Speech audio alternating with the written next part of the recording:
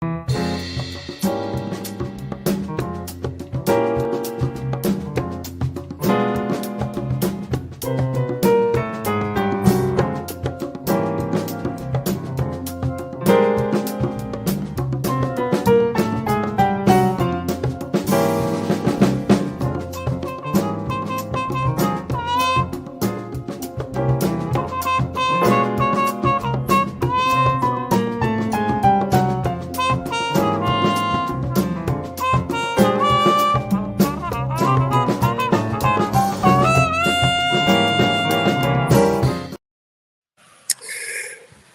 evening, everyone, and welcome to this week's episode of Sounds of the Diaspora, Artist to Artist, conversation with yours truly, Dion Parson.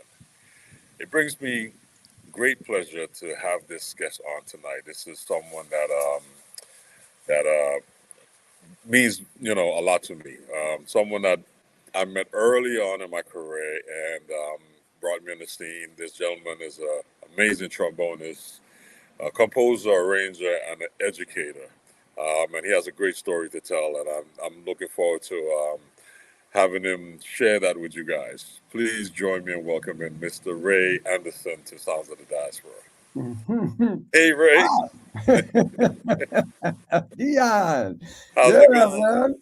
Man. Wow. It's wonderful to be on this show with you. I can't tell you what a wonderful thing this is. Man, more power to you. Yes, sir. Thanks for taking the time out of your busy schedule to be on the show. It's been so many years since we've seen each other, and even longer since we played, but we're going to change that. Yeah, we got to change that. That's for sure.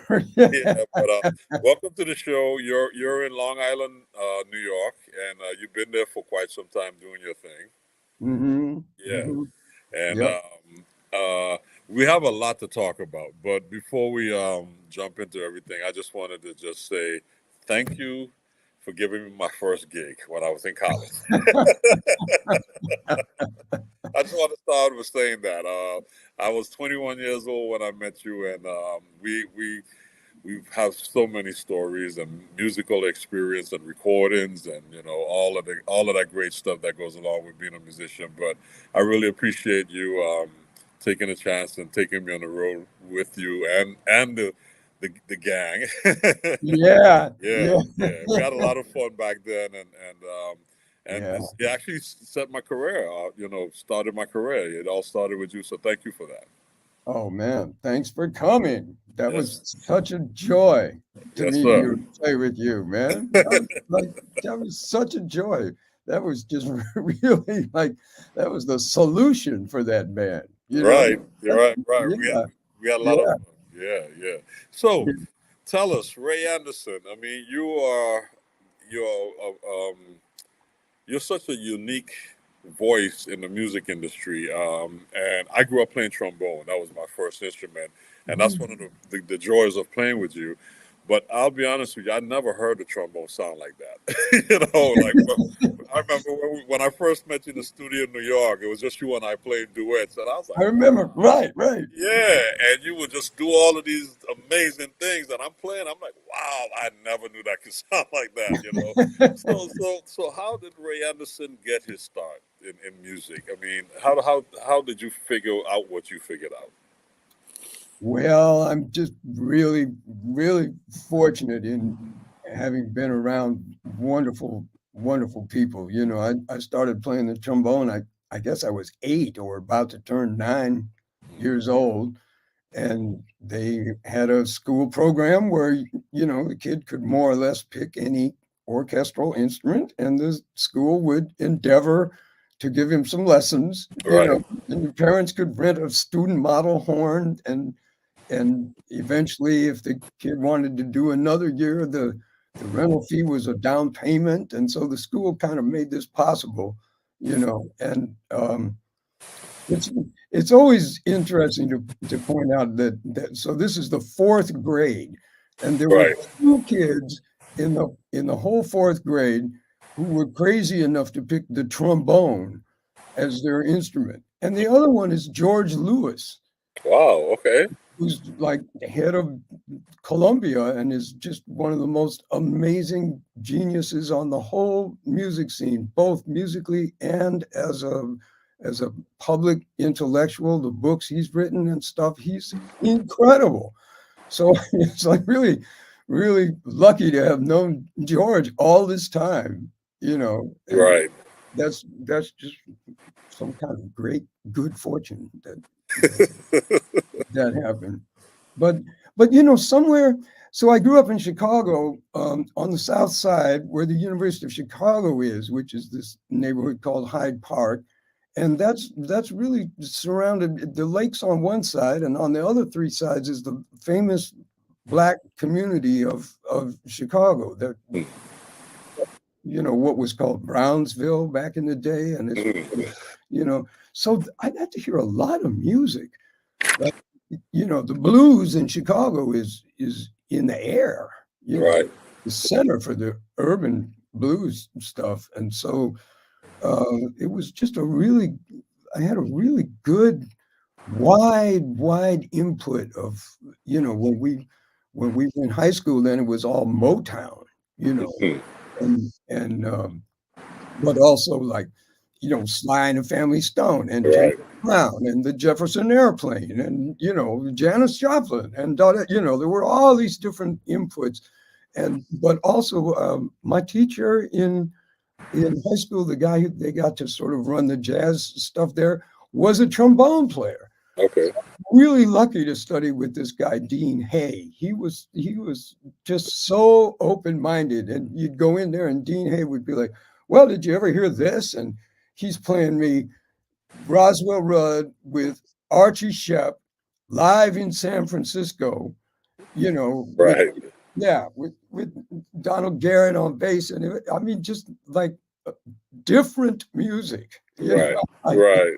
like really everything. So I was very lucky to grow up there. We heard a lot of different stuff. You know, at the end of the time I was there, I was attending these early AACM concerts, the Association for the Advancement of Creative Musicians, and that's you know, Muhal Richard Abrams, and that's the organization that the Art Ensemble of Chicago came out of. So Joseph Jarman and you know, all those guys, Lester Bowie, Mm-hmm. Roscoe Mitchell, Malachi Right. Faber, Don Moyer, and Right. that band, man, that really was something else. You know, what they were doing was that was a whole new approach to music. The art ensemble could play something that was as avant-garde and unstructured in a way as anything that Pierre Boulez was doing in the avant-garde classical scene. Mm. But the thing is, the next second, the art ensemble could go into a reggae tune. Right. I mean, it's like Right. would just jump into the totally down groove thing would start happening. So that made a big impression on me. I, in a way, I learned early that, you know, first of all, now you can do what you want. You don't Right. have to play any type of music. You don't have to play jazz, and that means you play standards and tunes that are a lot like standards, and it's always in time, and it always has a chord progression, and so you know, you don't have to do that anymore. Right. Right. You can do a tune like that, and then the next tune can be a tune that's completely different than that, where you're really sculpting sound, you know. Mm. I was very lucky in that somewhere early on there, I got the idea that the goal is really to become yourself. Right. You know, with the individuation is Mm. what Carl Jung would call that. You know, Individuation. individuation where you develop your individualness. Right. You know, what I mean? Right. But Yeah, the interesting thing, though, Ray, that I found playing with you is that you have the background in the tradition of jazz and the blues and knowing bebop and knowing the standards. I mean, you have that knowledge, Yeah. but it's just it's interesting that the influence of that time, and I know we could go take it back to Coltrane at the end of the latter part of his career when he got Mhm. into the free stuff with Alice and all of that, and I know that's what the art ensemble was doing is the extension of that. So Mhm. the influence musically, I mean, as a jazz musician, you could go down so many paths, but you've really covered from like the gut bucket blues, the Delta blues, the stuff like Muddy Waters was doing, and the stuff he was doing with the Alligatory Band, and you know, it Mhm. just it's really interesting. I see you as a well-rounded musician with an Mhm. emphasis on like the avant-garde, but what I Mhm. find most interesting, Ray, is your sound. How did you actually develop your sound on the instrument? Because that's a unique approach. Well, I do know that I spent years and years, more or less wherever I was. I didn't stay in Chicago long, but then Okay. I was out in California for a while, and then I got to New York in '73. So I've been in New York for a long time, Mm. and um, I never went to school, actually. I tried a couple times, but it just wasn't speaking to me. So I did get Yeah. did get a degree. I actually finally got a bachelor's degree 40 years after I Wow. graduated from high school. Okay. It took a little while, like, Yeah. Yeah. You got there. It's the turtle versus the hare. You yeah, have yeah, this is the turtle approach to education. I'm still slowly moving along, trying to learn. I love it. I love Yeah, still at it. Yeah. Yeah, man. it. Well, But we used to just play all day, right. just whoever had a place where we could play, we'd just play. Just, Right. some friends or somebody lived there or something, and it was really kind of in that period in the '70s in New York and into the '80s. Um, It was great time for me. Mostly I was making a living playing Latin music then. That's where I Okay. could get, you play trombone, there's gigs Hmm. in the Latin thing. And that was such a wonderful education, man. Wow. Mm. I learned so much stuff playing with those cats. It was just really, really fun. But in the daytime, we just go play free with whatever crazy people were around. Like Right. it wasn't really a jams. It was like just play, Right. and see where it goes and see what happens. And I did a lot of that. That used to be sort of, well, what else is there to do? Right. Right. Just go play. And if we've got a gig later on, then so much better. Right. You know. Right. But yeah, I feel like in terms of developing my own stuff, that was very important to have this period where we weren't someplace calling tunes. Although I did a whole bunch of that too, jam Right. sessions and stuff. It's like, yeah, go to the jam session, learn stable mates, you Right. know, like, what I mean? Like, great. But there was, I think, essential to my development was that freedom, that openness. And Right. that has been, I brought that into my teaching, in Hmm. fact. Okay. Yeah, that was very important for the way I finally wound up teaching, because the objective for me was, for jazz doctorates or whatever, was like, okay, how do I help these people become who they are? Right. I don't want them to become me. That's not it. And and we don't want to just develop folks who are really, really technically proficient, but sound kind of alike, Hmm. you know. Yeah.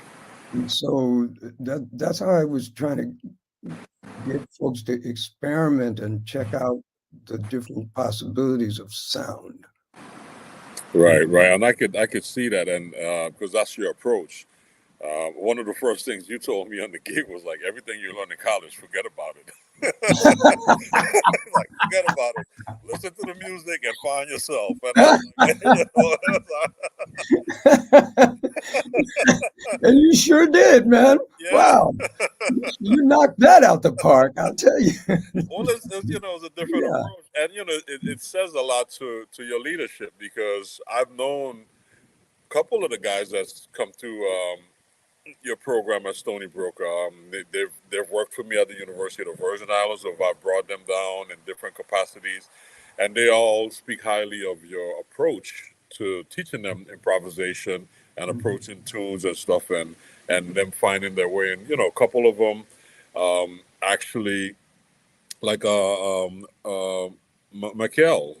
No, Mikel, yeah. he's Trinidadian, and so we Mikel connected. He Darmani, yeah, wow. know, and he's Woo. classically trained. He's a monster in classical music, but he turns around and he plays some hip hop stuff. You know, he'll take a tune like, you know, Satin Doll and drop a hip hop groove in it and does his thing with it.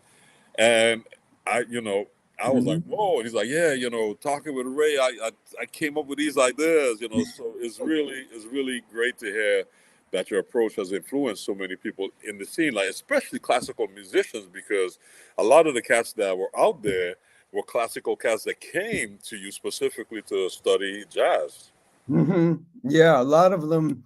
I taught every year this course in improvisation, which has no genre in mind at all. It's not Right, jazz improvisation or classical right, improvisation. It's right, not, it's just improvisation. In other right. words, can we come together as musicians and without any structure or parameters, without saying anything about the music, like what key it's in, what tempo it's in, what it, you know, just can we just start from silence and play something that actually means something to us, that actually has feeling and actually communicates, you know, emotion, and something that will actually succeed as music Right, right. in our opinion, you know.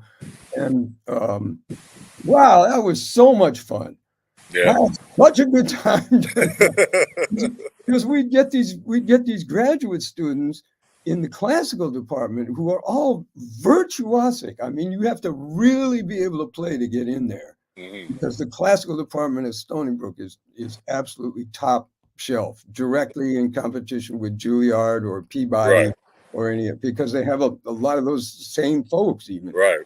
So so here's these incredible musicians, many of whom have never improvised. And if they, you know, if there isn't something on the stand in front of them, they don't have a clue. So, Right. man, that was so much fun. I had a great time with them, because once you start to open that up, Right. then you know, amazing things start happening. It was really a pleasure and an honor to teach these folks. And yeah, a bunch of them have gone off in different directions, you know. And Yeah. so, yeah, it's Yeah. that's been so beautiful. Yeah. And Well, I should mention that I'm writing and getting close to finishing a book about all of this. oh, okay. So there will be a book out in 25, I assume. It's certainly not going to make it this year, Right. but I've been working on it for a while, and it's about that kind of improvisation. It's essentially my educational method in a way, or just my observations about music. Right.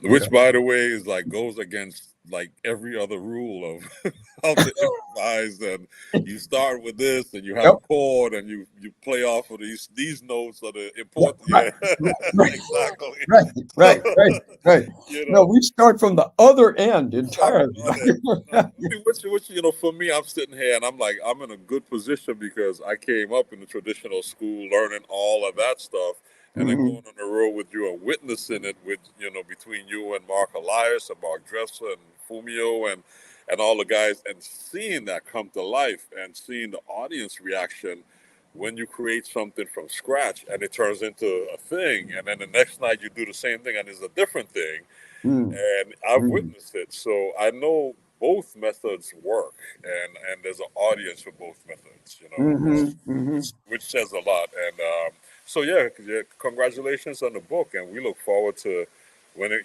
when that comes out. Maybe we can do a special presentation on that concept. Oh, that would be beautiful. Yeah, thank you. Yeah, Yeah, that'd be great. And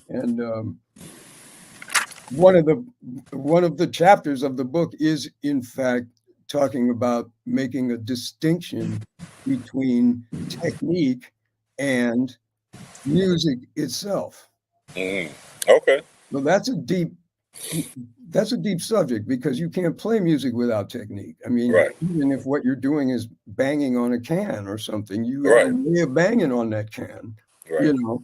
So so it's very important. Like we all need technique, and all of us presumably wish we had more than we have.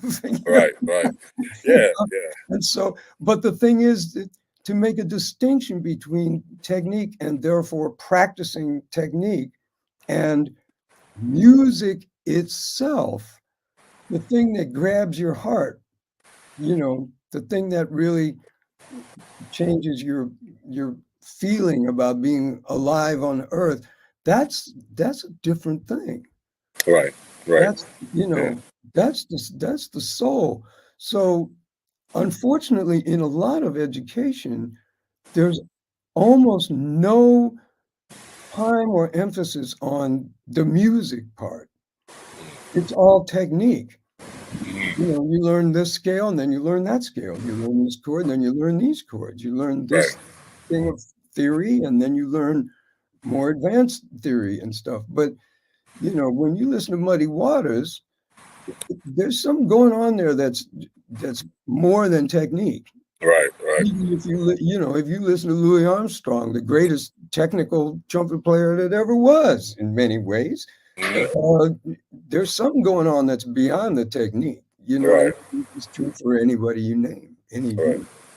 Yeah. Listen to Max Roach. It's like, well, the technique is unbelievable, Hmm. but there's something even stronger about the way Max uses the The technique. technique, the feel that comes along with it. That's, You that's what can't you can't teach that feeling. That's something that derives from playing all the time. That's yeah, yeah, yeah. yeah. That's that. I think yeah, and I think that's the ultimate question for every educator, because like you said, you can technique upon technique, the theory behind this and the theory behind that.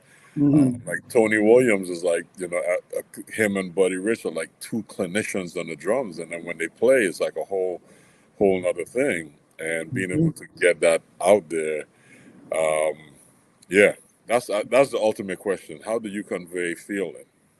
Right. What so the book and the class is always this exploration of communication. Right, Like what is it that makes it communicate, right, you know?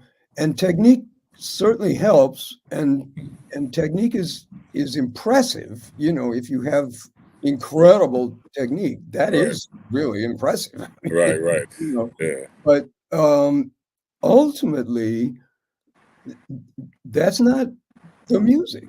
right. There's The something else. conversation that goes along with between the two or three or however musicians, that conversation that goes along, which is conveyed through the technique, creates the feeling. And That's right. that's the That's music. That's right. what we want to get to. That's where we're going with it. That's exactly right. Yeah. Yeah, Yeah. yeah. And It's yeah. an ongoing process. This It I'm looking is. forward to that book. That's gonna be an interesting. It's gonna be a controversial book too, so you know. Okay, good. I'm ready. A lot of people gonna be like, "What? He came up with what?" He said, "What?" I'm really looking forward to that book because, like I said, I was part of that process. So and Yeah. it's been a question I've had for myself also growing up because I didn't take my first drum lesson until I was in college, and I was playing all along, and I would always be like, "Man, I wish I could play better. I wish I could play better." And guys were like, "Yeah, you need to go practice, but practice what? What do you practice to develop your technique?"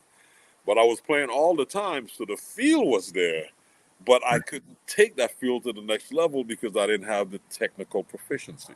Right, And that's right. all part. So it's like which came first, the egg or the chicken or the egg? You know, Yeah, yeah. it's You just know, the all. way I put it in the book is actually we need a marriage. Yeah, We yeah, need a marriage between our technique yeah, and our spirit and creativity and, you know, risk-taking, intuitive part of our mind. We need to marry those two.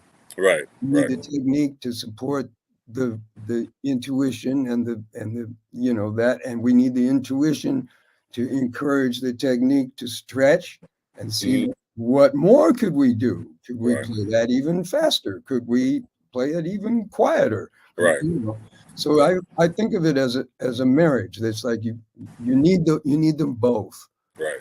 Yeah, and I think also what helps for all of the greats is to have a good teacher or a mentor to actually help you develop Mm, both the intuition, which is the creativity, and the technical ability, which is the theory, and that mm. helps in the process. Having a good mentor, because trying to figure that out by yourself, you're gonna, yeah, Yeah, yeah. yeah, yeah. It Yeah, takes time. it takes time. It Yeah, takes time. Yeah, right. and I think what you as that mentor, as that educator for a lot of these folks, help to weave that path between the intuition, the creativity, the technique, and all of that stuff. It really it helps, and that's what an educator should be. Yeah, yeah. Thank you. Yeah, that was always my approach as soon as I sort of suddenly had this job. You know, like Yeah, I got hired there for a 1 year, you know, like adjunct thing for a year. But the funny thing is, in August, right before this semester that I was hired in started, right before I started, the guy who was the head of the department quit. mm, He just up and quit. He didn't give them warning, really. I wow, mean, August, you know, the stuff starts in a week. You know, right. it's pre-registration and stuff, you know. So this guy quit. So the department just said to me, said, "Well, Ray, you got it. Tag, You you're it. run the department any way you want to. You and you Uh, know, I don't come from education, so this was really quite hilarious in a way. It's like, yeah, huh? What am I? yeah. What? That's beautiful though, because hey, from all the years you spent on the road, your experience alone, that's the PhD right there. And here you are writing a book and all of that. I mean, so it, Yeah, it is it's really it was that right time for you. It was that time. it was. Yeah, It was really the right time. yeah, Yeah, it was real. I'm really fortunate in that. yeah, Yeah, yeah. yeah. That was exactly the right The time. right time, and again, the folks you've influenced and all the great things you've done, and yeah, so kudos for you. 20 years later, and you're still at it. How did you say? Influencing those younger minds. Yeah. It's a beautiful thing. It's a It's a beautiful beautiful thing. thing. Yeah, and that's right, right. Yeah. Trying Well, to pay it forward, man. yeah. That's There you my, go. There you you go. know, there's And nothing else you've to always do. have. You've always have from the time I met you. You've always taking that time to share what you've had and you know I know we could stay on the education topic for a while, but I want to shift that paying it forward Mhm. into some of the presentations that you've done, because you've always had your hand in a couple of cookie jars with the musical presentations you've done. And Mhm. you've had the Mhm. Slickophonics and Mhm. alligatory band and Mhm. pocket brass band and bass Mhm. trombone and the duet.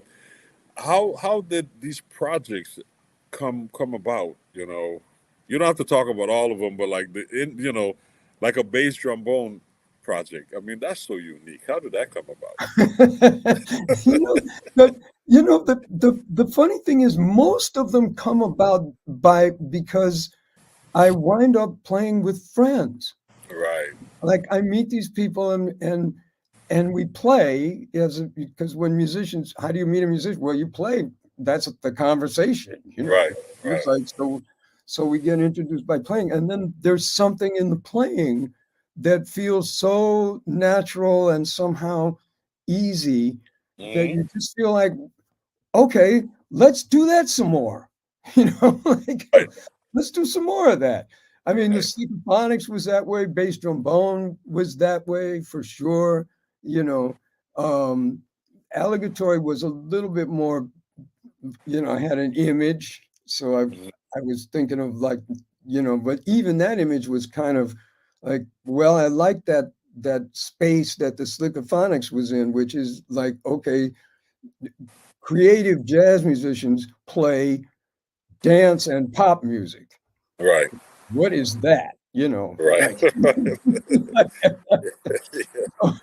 so I love that. That was really fun, and folks liked it too. And so then when the chance to do the allegatory came around, um, I should give kudos to this wonderful guy Peter Schaefer in Bremen, who is the head of the German radio in Bremen, and he got this idea to put on a festival honoring my music like before I died. He said Okay. he said, they always do this stuff after somebody dies. Why don't we do it like before you die? And that's Mhm. his sense of humor, So Right. he made a little festival called The Many Slides of Ray Anderson. Okay. Had about 4 different groups, and one of them was the allegatory band. I just created it for that festival. I said, okay, I'm going to make a band. I want drums and percussion. I Mhm. want electric bass and guitar. And I need a couple of horns. I got to have another horn to go with me. So that form was really, really, that worked really well. That was Right. yeah, yeah. Great, man. Great. And all of them have their own sound and their own uniqueness, which I enjoy. But I know your latest, how should I say, your latest I don't want to say project, endeavor is doing solo trombone. Yeah. Wow. That's crazy. I must be crazy. At this age, I'm playing these solo concerts. It's like, oh man, but I got these offers. It's like, and I had played a few in the past. I had played some solo concerts. I got a NEA grant long ago in '83. I Hmm. got a grant to play some solo concerts from the National Arts Education or whatever that National NEA. The And National. the National Endowments of the Arts. Yeah, thank you, thank you. Yeah, that right. That thing. Yeah. So I had messed around with the form, but then man, I only did one maybe every 10 years or something. But then I got a couple of offers, and one was a festival in France where they said, we want you to come and play a solo concert. I said, okay. Hmm. Basic musician thing is like you just say yes. Right. It's Right. like whatever. Then you figured it out afterwards. Yeah, yeah. Whatever, whatever you get offered, it's just like, yes, yes, yeah, okay, yes. And then you can kind of get in trouble, but this is good trouble, to use Right. John Lewis's phrase. Like it's a different kind of good trouble. Um, yeah, and then I got a, a bunch of them in a row I have this wonderful agent in Europe that I've used for 30 years now. And Hmm. he got a bunch of these things. So we said, well, you got to go on and record it now. you know. Okay. So yeah, so I did. I made this CD, and that is so interesting. It's unlike anything else. Yeah. Well, Really, yeah. you shared a song with us that I would love to play for our audience from your solo album, and this is standard. Just squeeze me. Let's play for our audience, and then we'll talk about it afterwards. Beautiful. Yeah. Okay. Yeah. Ray Anderson solo. Just squeeze me. Yeah.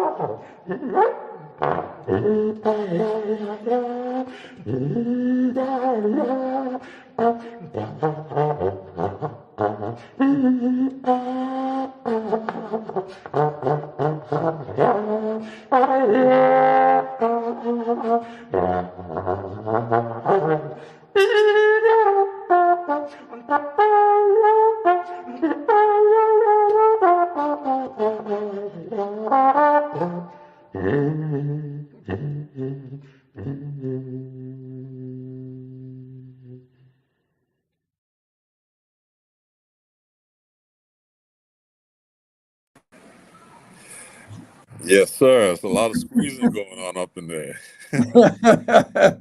Thank you. Yeah, yeah. So you just did a solo concert, right, recently? Yeah, I did 2 just now in September. Yeah, Okay. yeah, yeah. One in Harlem at a place called Silvana, Mm-hmm. and another one at the end of the month at the National Jazz Museum, also up there in Harlem. Mm-hmm. Yeah, Okay. yeah, yeah. It was nice to dust that off. I could still do it. Yeah, that's great, man. And the Yeah, reception was good. Had a good time. yeah, yeah, Yeah, yeah. I had a great time. Yeah. that's a great project that you're doing, the solo project, because again, it's an extension of all of the playing that you've done over the years. Because even on the gigs that I've done with you, some of the songs sometimes will just end up in you playing a couple choruses solo, and then or duet or something. So you've always worked in different configurations, which is really nice.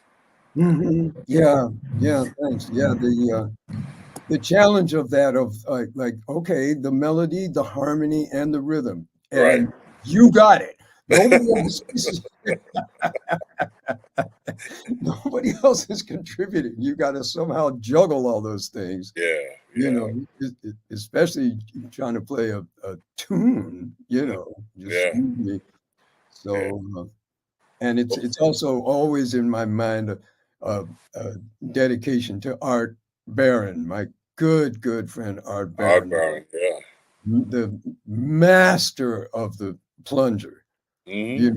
And Art played with everybody from Stevie Wonder to Duke Ellington. He was in Mm-hmm. Duke's last band, Yeah. So he's an absolute master of that, and just the best person in the world, man. Yes. He's been such a good friend. Great. Uh, and Good stuff. the plunger is such that's an important part of the trombone and trombone playing. Mm-hmm. Yeah, and that's a whole nother art in itself. And It just is just as a brass instrument, just playing the instrument is one thing, but then when you add that element, the history going way back. way back. Yeah. Yeah, Yeah. yeah. And the way you can talk with a plunger Right. is just that's really fun to do. Yeah, that's great, man. Well, you're doing a good job of that, man. So continued success with that. Okay, thank you. Yeah, man. I want to jump into some of this other music because you're so unique and so great what you shared with us. I'm enjoying this. So, I thought I knew the Ray Anderson book, but I'm learning some new tunes as well. So, Swing it. yeah, so I'm Yeah. enjoying it. So the next song we have up is a cuppa. A cuppa. So this is from the trio bass drum bone, Right. which is an entirely cooperative group. There's no band leader. Mm-hmm. And we're getting close to 50 years. We were Wow. playing together. We started playing together in 77. And Nice. we're still doing it, and no one has been sent to the hospital by anyone else. And it's like, Great, great, great. Well, let's check this out. Let's check all this out. right. A couple.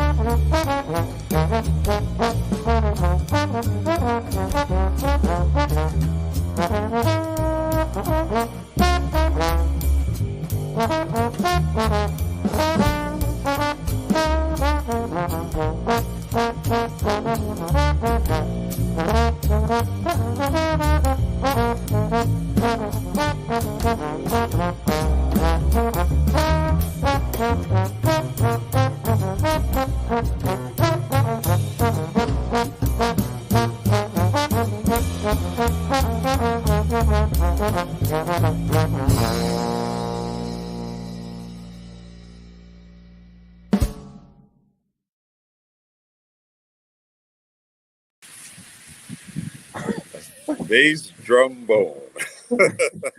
Those people are crazy. Oh man, you know it's unique, but it's you know, how should I say, it's influential also because as you listen to the direction that the music is going to, it's a solid foundation for all of that as well. Yeah, Yeah. yeah. And one of the things that always comes into my mind is that there's a sort of a parallel with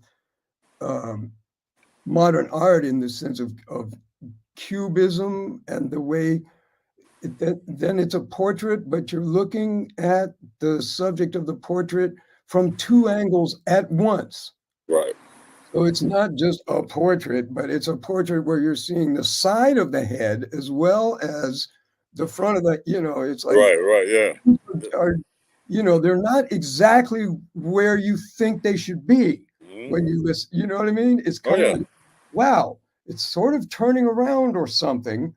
You know, it's like, it's yeah, that's a Jerry Hemingway tune. He wrote, and okay. It's fascinating in the way that it just kind of, it kind of shifts on you. Right. It's sort of when you think it's going to land somewhere, it doesn't land there. Instead, it goes like this or something. Right. But it works. It works. It's beautiful. Yeah. Beautiful. Yeah. Ray Anderson and bass trombone. That's another one of collaborative projects, and that's a great representation of that group. And you've shared some great music with us, so I'm just going to keep rolling. The next song we have up is Tapperjack, and I know that's another one that's dear to you. So tell us about that real quick. Tapperjack is from the Alligatory Band. Right. And the tune predates the band. But this version that the Alligatory Band did of this is probably my favorite. I mean, I've played that tune a lot. And it's my late wife, Jackie Raven, was a tap dancer. So this is dedicated to her, always was, Okay. Everybody calls him Jack, Yes. And this is Tapperjack, Beautiful. Yeah. Beautiful. For Jackie, let's check it out. Tapperjack.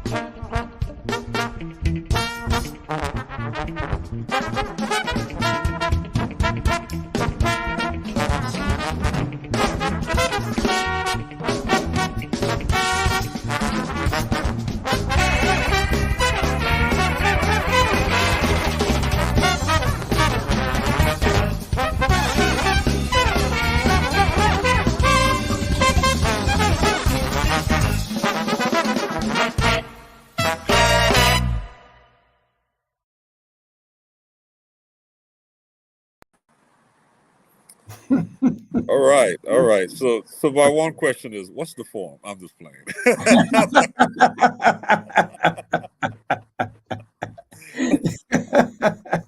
Right. I love That's the form, right? Well, I remember that one. That's a beautiful one. Yeah. Yeah. That's been a standard in the book for a long time, right? Yeah. Tapper Jack. That's yeah. You have to have like rhythmically just like solid to make that happen the right way, because it can go a lot of different directions, but everybody needs to have that stuff in place. Yeah. Oh, that band was so incredible that with Tommy Campbell on drums, and then Frank Colon on percussion, and Jerome Harris on guitar, and Gregory Jones on the bass. Man, that rhythm section, it's like, it doesn't get any better. Yeah, that's the arrangement of it. I remember playing it. That's really nice. Yeah. You're doing it great. That, man. You sure you? That was Lou Soloff, my. Oh, that's Lou. Yeah. Brother Lou Soloff. Yeah, still miss him, man. Great. Yeah. Well, we have an interesting song here that you shared with us. This is Microwave Woman.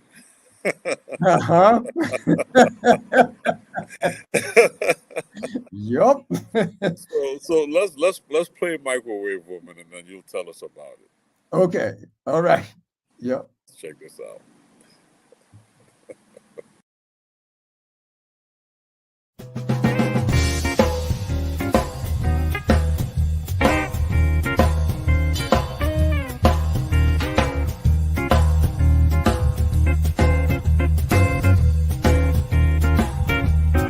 I got a microwave woman, and she treats me like a fool. Yeah, I got a microwave woman, and she treats me like a fool. Every time I'm in her oven, she messes up my molecules. Now I like to preheat my oven and keep that dial set on low. I like to preheat my oven. Keep that dial set on low. But this microwave woman, she don't cook nothing slow. Now, I'm a slow and careful shopper. Only organic will do. And I'm a very careful chopper. I like bite-sized pieces in my stew. I like to slowly simmer for at least an hour or two. But this here microwave woman, in 30 seconds, she's all through. Oh, that microwave woman, she pops me in and then goes zap. The woman cooks so fast, I can't even take off my wrap. Oh, baby.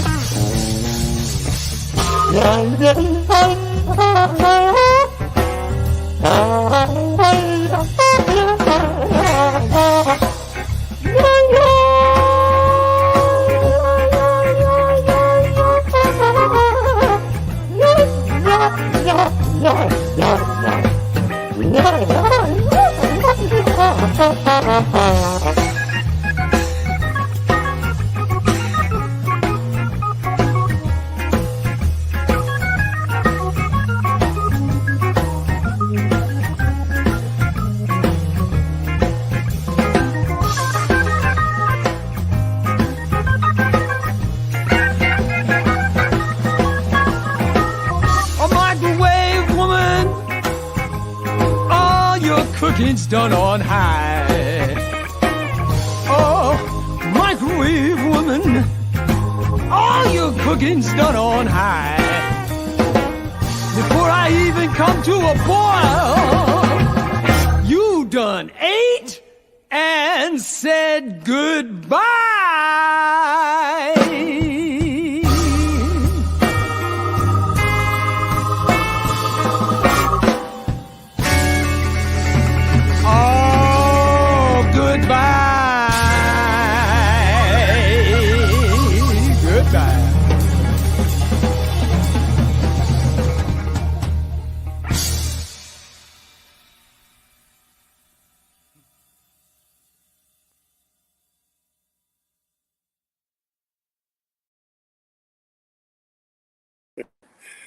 Microwave woman. Terrible. It's terrible. Luckily, this is an adult show. So. Yeah, right. Oh man, I've never heard that one before. That's an interesting one. That's a tradition of the blues, the double entendre blues. That's again those lyrics were written by my late wife Jackie Raven. Oh, okay. Time ago. So so those are a woman's lyrics. All right. Well, Hey, beautiful, beautiful, Ray, man. It's, Uh, unfortunately our time is up. I just want to thank you for all the wonderful music you shared and the people that have helped you to create the music, whether they wrote lyrics or inspired mm, you in different ways, and all the wonderful, amazing musicians that you presented tonight. musicians. Yeah, Yeah. yeah.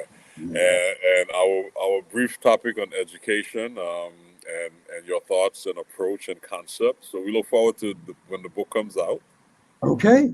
Yeah. Yeah, and Yeah. hopefully we'll have a conversation on Sounds of the Diaspora when the book comes out about your concept, and we dive into some of that more. But again, Ray, just thank you for being true to yourself and the great music that you're making, and for all the folks that you've helped along the way, including me.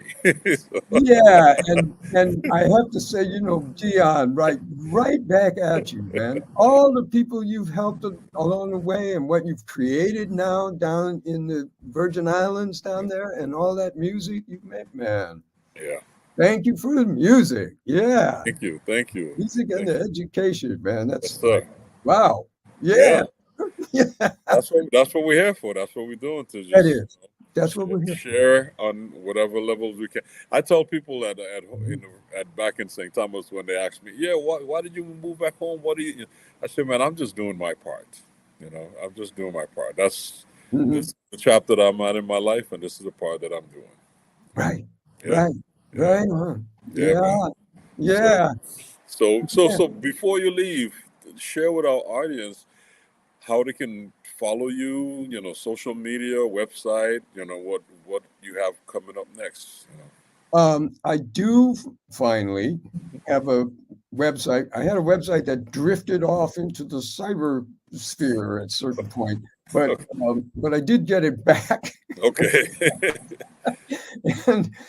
and it's just rayanderson.org.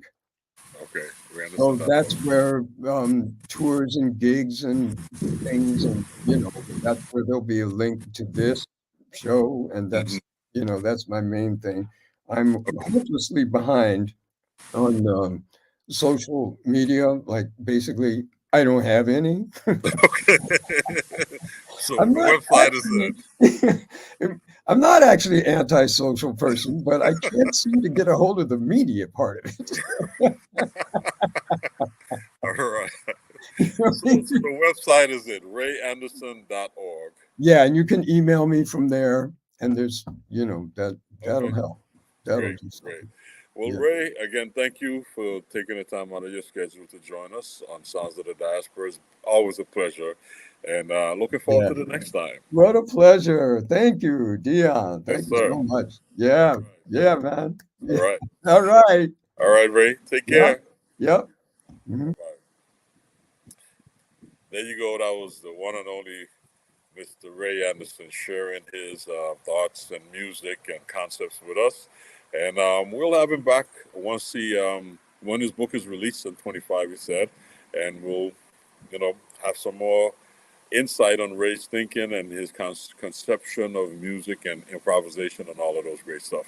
But in the meantime, thank you for joining us, and please join us again next week as we bring to you Sounds of the Diaspora. Our next guest for next week, the one and only Mr.